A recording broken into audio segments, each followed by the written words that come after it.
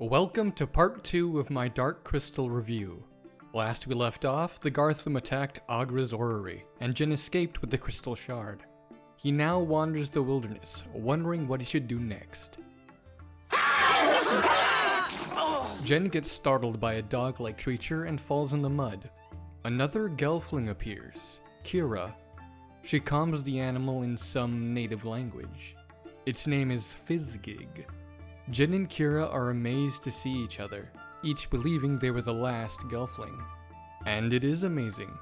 The last two gelfling in the whole world just so happened to bump into each other at this moment. One might call it unlikely. Contrived, even. She grabs his hand to help him out, and they start dream fasting, the gelfling ability to share memories. Their histories are displayed to one another in this strange overlapping montage. Like the Skeksis and the Mystics in the opening narration, Jen and Kira's pasts parallel in interesting ways. Both were children when the Valtuem wiped out their people. They survived and were raised by others. Jen by the Mystics, and Kira by a people called Podlings. Kira got a surrogate mother figure, while Jen got a surrogate father figure. Each grew in their own way. Kira learned about nature, while Jen learned about academics. Both found happiness, yet could not help but long for something else. Something they felt was missing. There's no one here like me.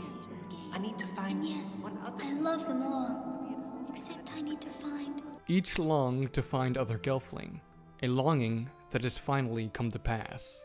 Because of the many similarities in their pasts, it's easy to see why they get along so well so quickly, and the aspects in which they differ will be relevant for something I'll discuss much later. This is the beginning of their romance, accelerated by the sharing of each other's thoughts, feelings, and memories. It was a way of objective correlative of their falling in love and becoming united as one person, and an incredible degree of intimacy that we couldn't portray otherwise on the screen. The dream fast ends, and Kira calls upon a mudworm creature called a Nebri to lift Jen out of the muck. She explains what dream fasting is. Jen's never heard of it. Did the Mystics not know about this? Kira appears comfortable and in tune with the animals, while Jen, not so much. You seem very strange to him. He seems pretty strange to me. This builds upon their backstories and will contribute to Kira's unique characterization. Kira leads Jen away. We focus on the Nebri before cutting to a cooked Nebri being served to the Skeksis. It's an obvious juxtaposition between the life Kira befriends and the death the Skeksis spread. We are then treated to the Skeksis eating a disgusting meal. They are gluttonous and foul creatures. Originally, when we first designed the Skeksis, I think one of the things we started with was the 7 deadly sins, and those became the basis of some of the characters. The Valtuem arrive with the captured Aughra. The Skeksis are unnerved by her blatant fearlessness. We are lords of the crystal. Not for long! What about the prophecy? That a gelfling will end Skeksis' power? He'll come, make you crawl like the worms you are! She even smacks one of the Valtuem out of annoyance. The very creatures that wiped out the gelfling are little more than an annoyance to her. Thinking back to their assault on her orrery, she does seem more concerned with her home's destruction than any harm that might befall her. A lot has been implied about Aughra. She's more than 1,000 years old, doesn't fear death, and doesn't respect the power of the Skeksis at all. Aughra is very much of the earth itself. I mean, she is the landscape almost personified. She is so ancient, she really relates to a lot of those images of the mother goddess, you know, the earth mother. So she is the wisdom of the earth itself. In desperation, the general orders more crystal bats to search for Jen. It was one of these creatures that spotted Jen earlier.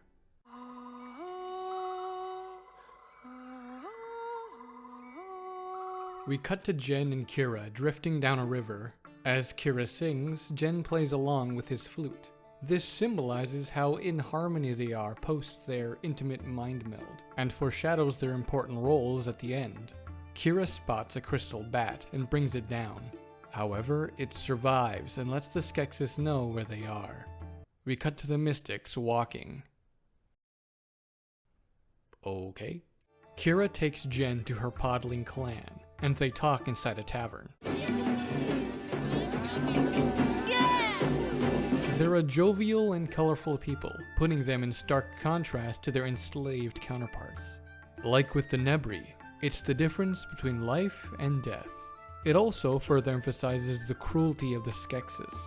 The Podlings also contrast the Mystics, further implying the differences in upbringing between Jen and Kira. She got her gift with animals from the Pod people. How did you learn to call them? The Podlings taught me. And, I should have told you these things long ago. well, I'm not sure what Jen got from the Mystics. Jen tells Kira about the prophecy. And that's all. And then he died. Where's your brother? He died. Soon after, the Garthim arrive, bursting through the wall, and start kidnapping Podlings. One attacks Jen and Kira, but Chamberlain appears and stops it. They escape, but Chamberlain looks pleased. We can assume Chamberlain followed the Garthim to the Gelfling to enact his own scheme. Jen and Kira flee. Wait! They won't find us here. Are you sure about that? You didn't run that far. It's all my fault. First Aughra's, then your village. Jen's guilt is starting to compound. Wherever he goes, he brings destruction in his wake. It's been slow, but we're getting some idea of Jen's character. He possesses some general care for others. I wish I'd never heard of this shard. No, Jen! Dude, that's really important. Oh, Jen, they hurt your arm. Here, this moss will make it better. Here, put this shit I found on the ground in your wound. It wasn't your fault. The Garthim have always come. This builds on Kira's compassion. She doesn't blame Jen and is quick to try alleviating his guilt. We cut to the Mystics, walking, silhouetted in the sunset. Cool. Jen reflects on how he misses the Mystics. I'm not a hero. Not the way you wanted. This is Jen's lowest point. He's been unsure of himself from the start, doubting his abilities and longing for the familiar guidance of the Mystics. Jen's worries have now been validated. He's supposed to save the world, yet he's only caused more suffering.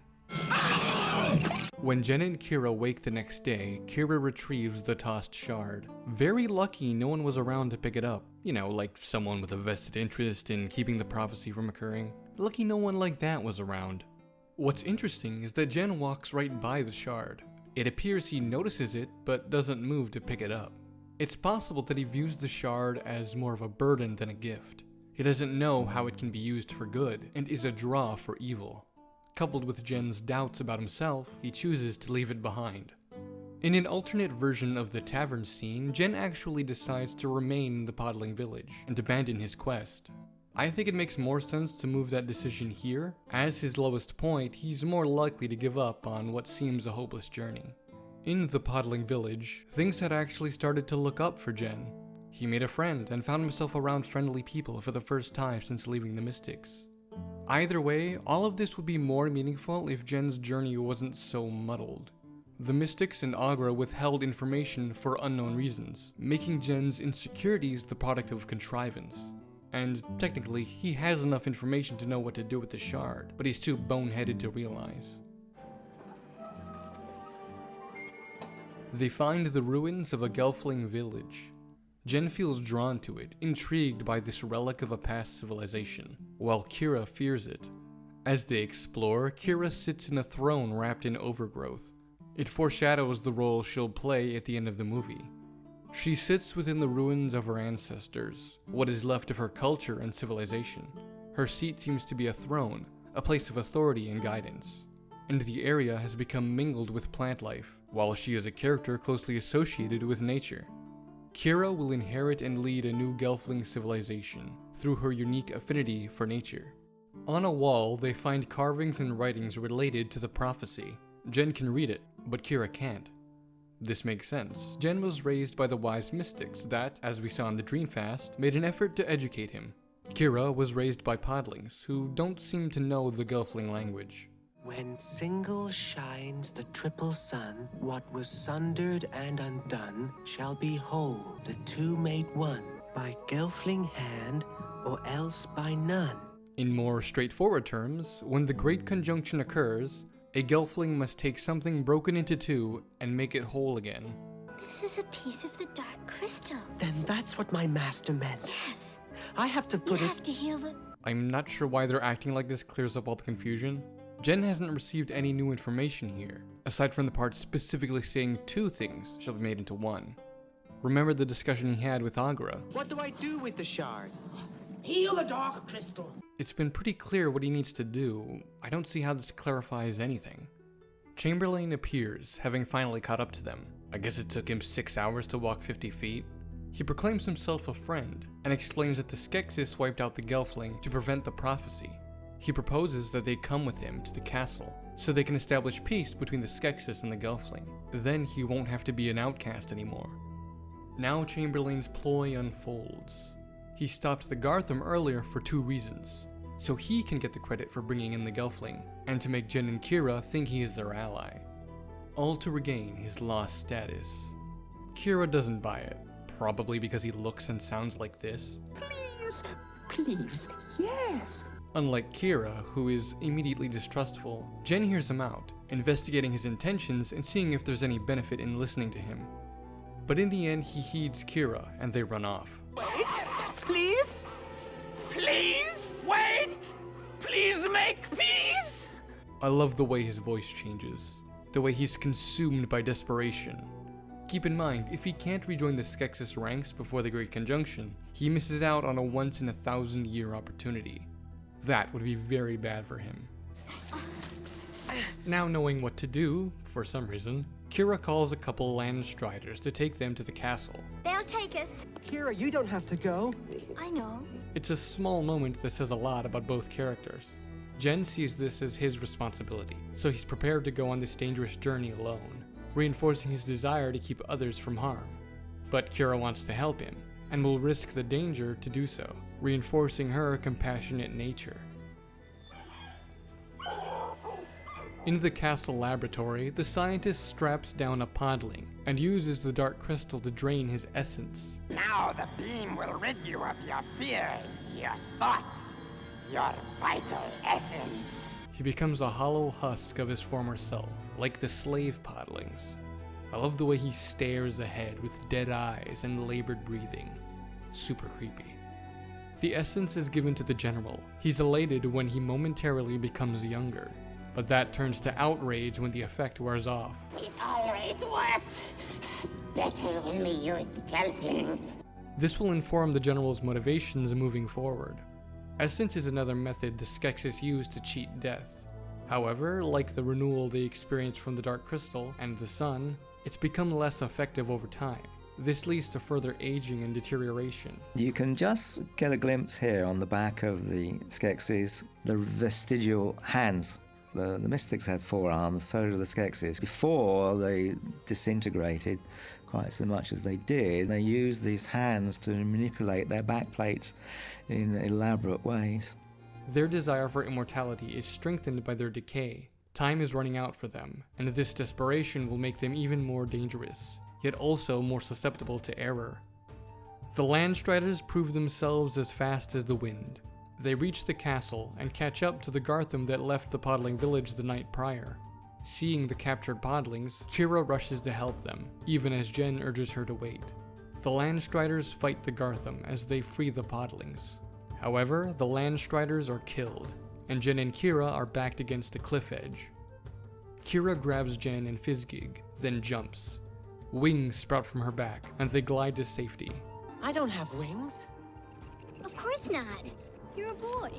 Don't pretend, Jen, I see you checking out her ass. The wings were actually foreshadowed in the ruins.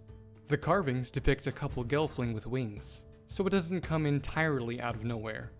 Though I would have preferred more setup to keep this moment from feeling so convenient. Wait a minute, what happened to the Podlings? I doubt they're fast enough to outrun the Gartham, so they're probably all gonna get recaptured right away. This is a pretty big fuck up on Kira's part. She acted without thinking, got the Landstriders killed, and failed to help any of the Podlings. What I find baffling is that Jen doesn't even acknowledge this, and things move on as if Kira hadn't messed up big time. There's a distinct lack of consequences. They find an entrance into the lower part of the castle. From afar, Chamberlain watches them enter. Wait, are we expected to believe Chamberlain can run as fast as a land strider? There's no way he would have caught up to them so fast. The only reason he has is because the story needs him in a certain place at a certain time, so he can suddenly teleport. It's the opposite problem from before, where it took him a ridiculously long time to catch up to Jen and Kira at the ruins. We cut to the Mystics walking through a field of grass. Neat, I guess. Jen and Kira are approached by Chamberlain in the caves. For some reason they don't run, so Chamberlain is able to grab them. Jen stabs Chamberlain's hand with the shard, and we cut to a mystic whose hand starts bleeding from the same spot. The Emperor's death, coinciding with the mystic leader's death, could have been chalked up to coincidence, or a purely metaphorical parallel. Now though, it's made clear there's a direct physical connection between the Skeksis and the Mystics. Chamberlain is outraged and collapses a wooden structure onto Jen, trying to kill him. As soon as Chamberlain is hurt, the kind friend act drops completely. He doesn't need to pretend anymore. That, coupled with his anger, causes him to reveal his true colors. He takes Kira, while Fizzgig stays with Jen trapped under the rubble. Chamberlain presents Kira to the general. I bring you, Gelfling. I have done this! I have caught her! I was wounded! I suffered horrible searing pain! He exaggerates to make his accomplishments seem more impressive, and he ensures they understand he is the one responsible for this, all in an effort to cultivate a reward. The ceremony master says they should kill her to prevent the prophecy, but the general wants her essence drained first. Because of that previous scene, we know he desires the renewing effects of essence, especially considering how aged and deteriorated he's become. Adding to this is the fact that Gelfling essence works better than Podling essence, and the Gelfling are nearly extinct. This is a rare opportunity, so he's motivated to drain Kira first, despite the danger of the prophecy. In this way, it's Skeksis greed that leads to their own undoing. Chamberlain's robes are returned, and he's an outcast no more. What a fucking bastard!